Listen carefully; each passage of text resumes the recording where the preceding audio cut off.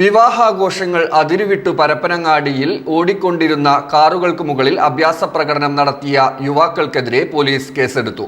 പരപ്പനങ്ങാടി കോഴിക്കോട് റോഡിലായിരുന്നു യാത്രക്കാർക്ക് ഭീഷണിയാകും വിധം യുവാക്കളുടെ പ്രകടനം.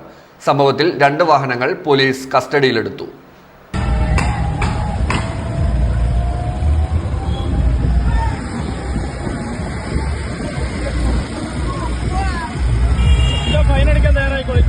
എല്ലാരും ഫൈൻ അടിക്കാൻ തയ്യാറായിക്കോളാ.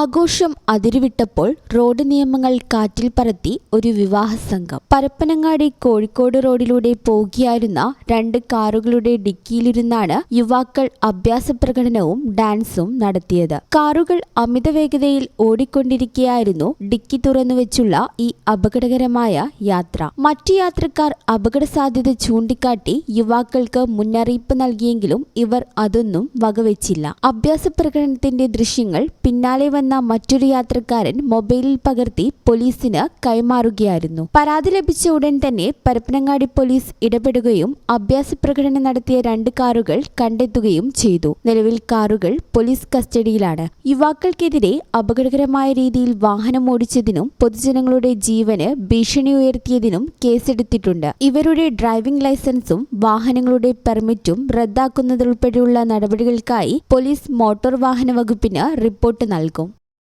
ഈ ചാനൽ ന്യൂസ് പരപ്പനങ്ങാടി. പെട്ടെന്നൊരാവശ്യം വരുമ്പോ പെട്ടെന്ന് കാശ് കിട്ടണ്ടേ?